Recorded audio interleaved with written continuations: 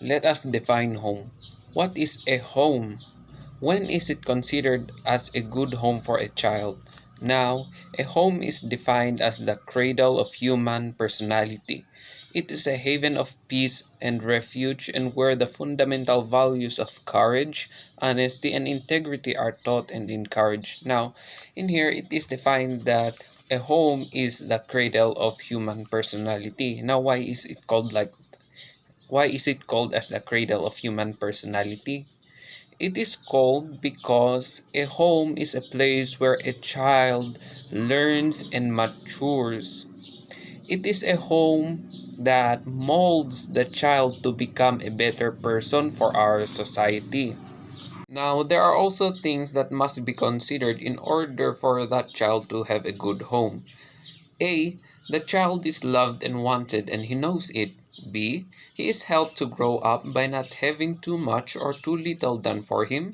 C. He is part of the family and he has fun with the family to which he belongs.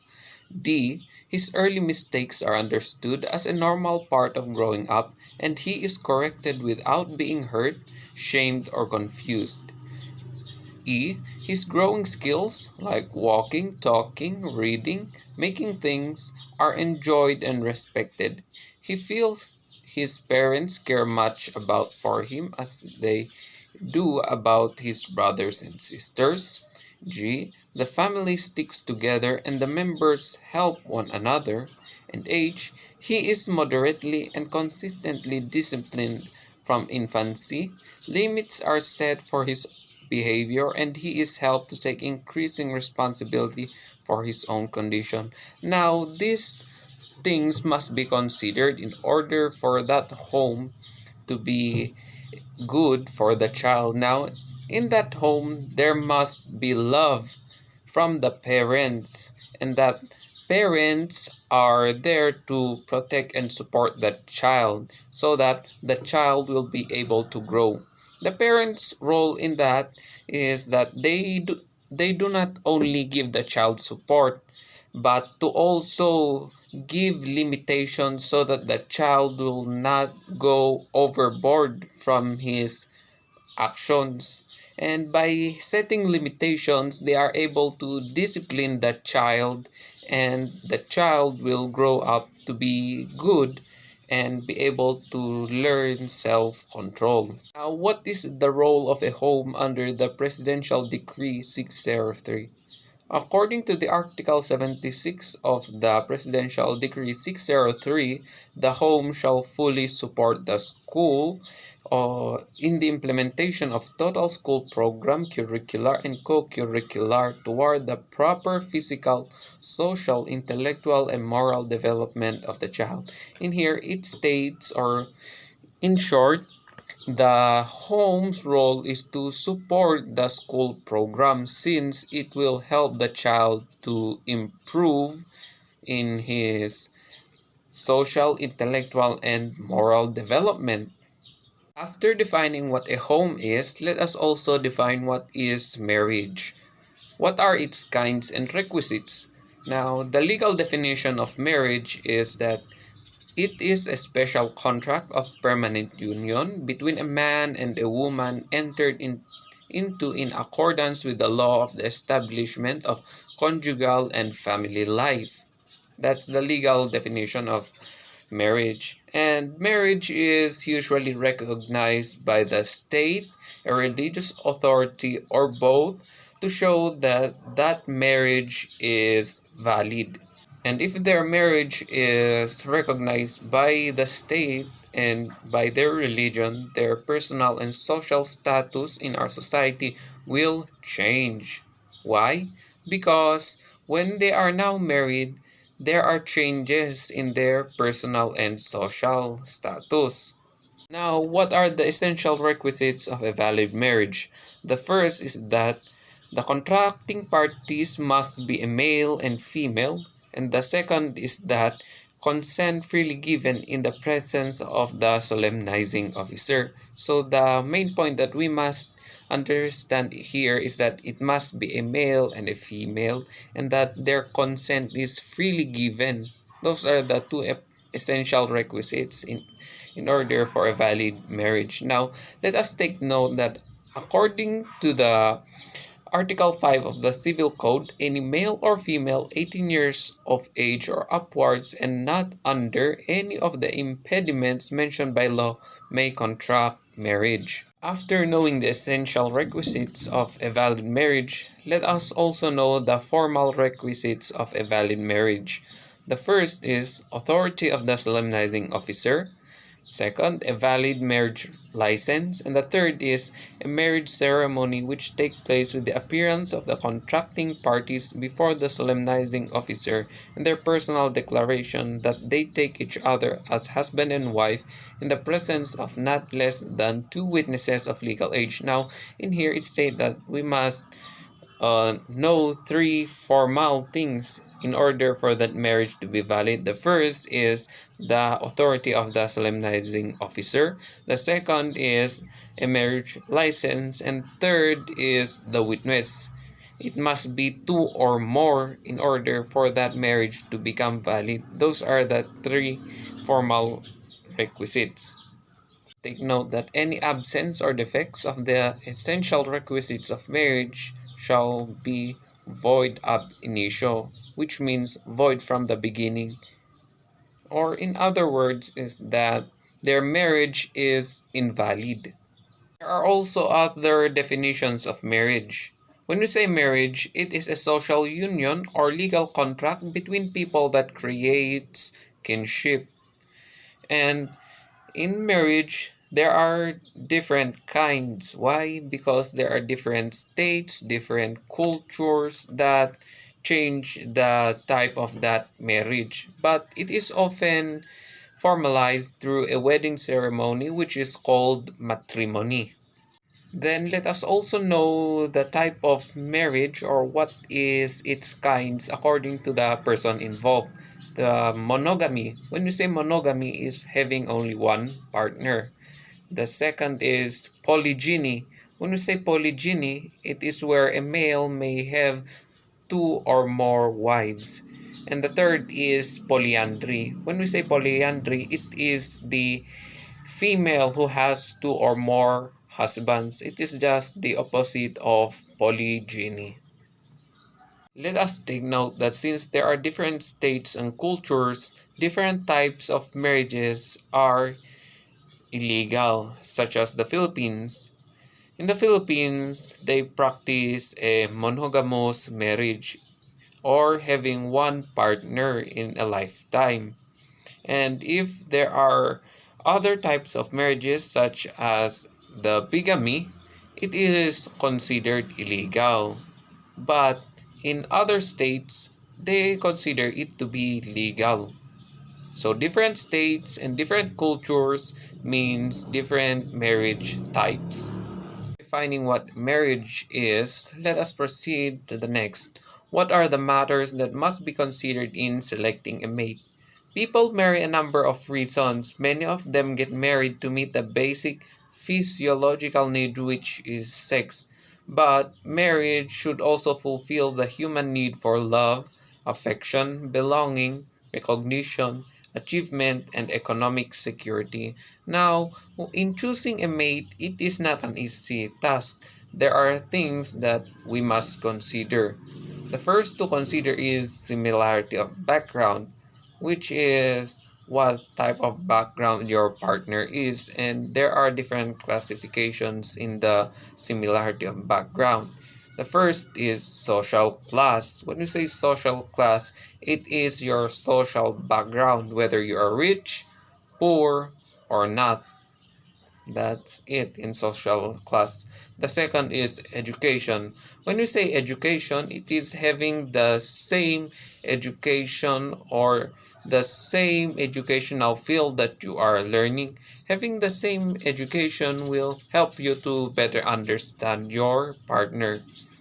The third classification is religion. When we say religion, it is having the same belief or concept in the belief of God, such as the Christianity or Islam. Having the same religion will help you to be more connected since you believe in the same ideal God. The fourth classification is intelligence. Under intelligence, it is saying your mental ability to understand your partner. If you are mentally intelligent, you are able to understand your partner's reasons and be able to recognize his or her actions. And if you are not mentally intelligent, then it will cause misunderstanding in your relationships. The fifth classification is age. Your mate or your partner must be a little bit older or younger than you, and that does not affect the relationship. However, men tend to marry younger women than them because women mature faster physically and mentally. And the last classification under classification of background is ethics or race. Having different ethics or race will help you better understand what your role or what you are going to do in your relationship. The second to consider is positive personality traits. Here are the following positive personality traits: ability to adjust to different situations, sense of humor, sincere interest and concern for need of others, optimism, integrity, and positive outlook towards work. These are the positive personality traits that must be of the following in order to choose a suitable marriage partner. The next to consider is genuine mutual love.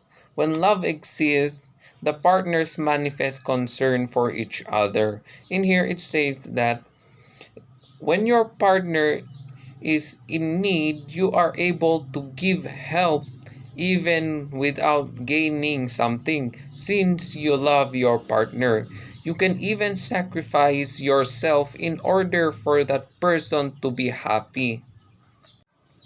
The last thing to consider is agreement on parenthood. Before marriage, the couple should know each other's views and feelings regarding to children and parenthood. Here it states that before the marriage, the partners should know the feelings of their partners in regards to how many children they want and how they are going to raise them. Here, they must be able to know this, since if they do not know it and they get married, there are conflicts that are bound to happen. And if there are conflicts, then the marriage between the two will start to fall apart, and it is bad. It may even lead to divorce and the breakup of that family. After knowing what to consider in choosing a mate, let us also know what makes a successful marriage. Here, marriage does not happen easily. There are factors that affects the marriage. These are the following. The first is age of marriage. When we say age of marriage it is the time when you are married. Here, it is ideal that a marriage between a couple should be between 22 and 30, since in here the couple are able to be, or they are financially stable, and they are able to provide for themselves. It has shown that teens who marry earlier tend to have more problems than the others. Since they are still young, they are not yet independent. Some of them are still living with their parents, and if they are married earlier, then they will tackle problems. So in short, people who marry from 22 to 30 are happier than those who marry at a younger age. Next is emotional maturity.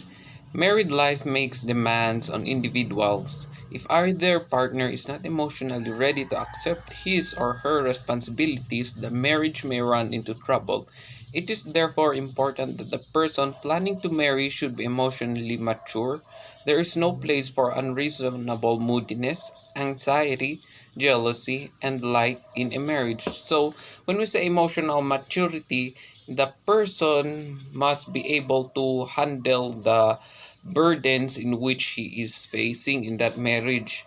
And if that person is not emotionally matured, then he is not able to do what the other partner expects him to do in that relationship.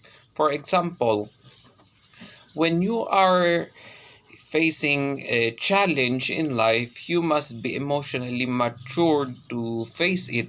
And if not, then you will not be able to handle that responsibility and it will affect the marriage. Now, the next is social maturity.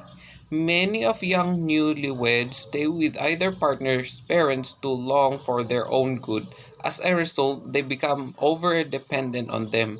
Young couples should learn to be independent. When a couple is economically ready to support a family, there is no reason why they should stay with their partner with their parents or in-laws. So when we say social maturity, it is being matured and independent.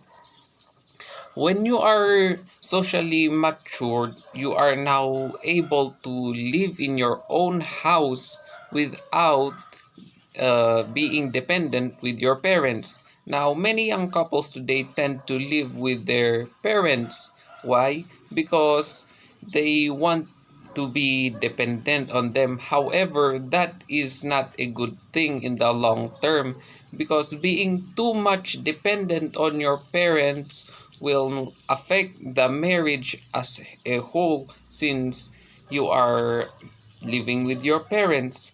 So you must be socially matured so that your marriage will be successful.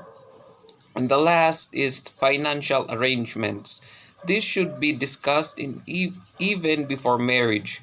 One question is whether the wife should work or not. There is also a need to clarify who is going to hold the purse strings. A practical arrangement would be for the wife to keep the money for household needs. A joint bank account may be maintained. Agreement on less routine expenditures like buying a set of furniture or kitchen appliances should be reached. So when we say financial arrangement, it is something that the married couple should discuss on who is going to hold the money, either the wife or the husband.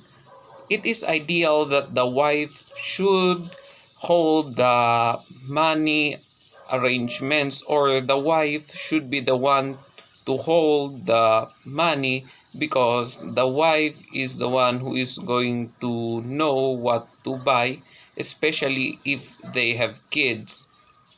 That is why having the financial arrangement will help the marriage. Without having any financial arrangement, then the expenditures of that couple will not be known, and if a problem arises, they are able to have the financial or the money in order for them to pay.